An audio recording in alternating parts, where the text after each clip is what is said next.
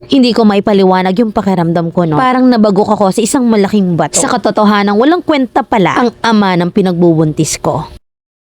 Sa edad na 17 ay maaga akong naging isang batang ina. 21 naman ang nakabuntis sa akin noon. Minor de edad ako noon kaya sobrang gulo ng buhay ko. Bukod pa doon ay hindi ako nakatira sa poder ng mama ko. So may umampun sa akin na marelihiyosong pamilya na may kaya sa buhay. Lahat ng gusto ko at pangangailangan ko sa school ay binibigay nila. Yun nga lang naging mapusok ako. Akala ko kasi noon kapag may lalaki nagkagusto sa akin ay yun na. Hindi ako nakapagtapos ng pag-aaral sa high school. Hanggang second year lang ako. Dahil nga maaga akong nabuntis. At ayaw naman akong panagutan. Sulsul kasi ang mga kapatid niya nanay niya. Lahat ng yun ibinaliwala ko at nagsama pa rin kami ng ama ng anak ko. At sa tuwing sasahod siya noon, idadaan muna siya sa bahay ng nanay niya para mag-abot ng pera bago umuwi sa bahay naming dalawa. Ending ay halos walang matira. Kahit man lang pang-budget naming dalawa, wala talaga. Bibili lang siya ng 2 kilong bigas at aabutan niya ako ng 300 pesos. At ang sabi ay pagka-shane ko daw ng 1 week. Halos gabi-gabi iniiyak ko yun lahat kay Lord. Iniisip ko na lang na baka karmo ko to kasi hindi ako nakinig sa mga payo sa akin. Sa mga taong nagpalaki at tumulong sa akin. At isang araw ay nagising na lang ako na hindi ko na siya mahal. Hindi ko maipaliwanag yung pakiramdam ko na para bang nabagok ako sa isang malaking bato. Sa katotohanan, walang kwentang tao pala ang tatay ng pinagbubuntis ko. 3 buwan lang ang tinagal at naghiwalay kami. Walang closure, walang usap, basta umalis ako at umuwi sa nanay ko. At ang sabi ko na lang sa mama ko, ayaw ko na, pagod na ako. At nagtuloy-tuloy yon hanggang sa nabalitaan ko na lang na pinagkakalat niya na hindi daw niya anak ang anak naming dalawa. Sobrang sakit na parang pinipiga yung puso ko. To think na siya yung unang lalaking nakakuha ng virginity ko. Hanggang sa nanganak na ako at hindi ko in-expect na magpapakita pa siya. Nagpatulong siya sa best friend ko na samahan siya sa bahay daw namin. Dahil nga't andun na siya wala na akong nagawa pa. Kinarga niya ang baby ko at hinalik-halikan habang ako nakatitig lang sa kanila. At naglalaro sa isip ko yung mga nalaman ko na pinagkakalat mong hindi ikaw ang ama pero ngayon nandito ka. Gustong gusto ko siyang tanungin nun pero hindi ko na ginawa. Hinayaan ko na lang kasi hindi naman na kami nagkabalikan. Pero nagsusustento naman siya weekly at nagbibigay siya ng diaper at gatas and vitamins. At tinatanggap ko naman. Lumipas ang 1 taon at 1 year na rin yung baby ko. Pero hindi na siya nagparamdam at nagsustento. At nabalitaan kong kasal na pala siya. Kaya nag-decide ako magtrabaho at iniwan ko yung baby ko sa nanay ko. Nagpapadala ko kansenas katapusan at naging okay naman. Hanggang sa lumipas ang 4 na taon. At syempre, 4 na taon na rin yung baby ko. Na habang nagtatrabaho ako sa Parañaque, may nakilala ko na through messenger or group chat. Nagkausap kami. As in na siya yung naging sandalan ko sa mga problema ko sa buhay. Hanggang sa hindi ko na malaya na nagkapalagayan na pala kami ng loob sa isa't isa. Weekly niya akong dinadalaw sa trabaho ko sa Parañaque habang siya nanggagaling pa ng Quezon City. Every Saturday nagkikita kami pag wala siyang pasok. At nabuntis ako sa pangalawang pagkakataon. Year 2019 ang pinanganak ko siya. Nagsama kami, hinarap namin ng mga hamon sa buhay through ups and downs. And year 2021 ay pinanganak ko yung third born ko. At pagkatapos nun ay kinasal kami ng year 2023. Isang simpleng huwes pero masaya kami. Hindi ko akalain na may isang lalaki pa palang magmamahal sa akin na tatanggapin ang nakaraan ko. Ngayon 6 na taon na kami magjowa at 2 years na rin kasal. Sabi ko nun hindi ako mag-aasawa pa kasi na-trauma ako sa past ko nun. Pero mapaglaro talaga ang tadhana. Na kapag alam ni Lord na mabuti kang ina, bibigyan ka ng mabuting asawa. At para sa mga kababaihan dyan, huwag mawala ng pag-asa sa buhay, laban lang. Mamilan isa ako sa tough fan mo at gusto ko pa rin makarinig sa'yo ng little advice. Letter sender, Ana ng Laguna.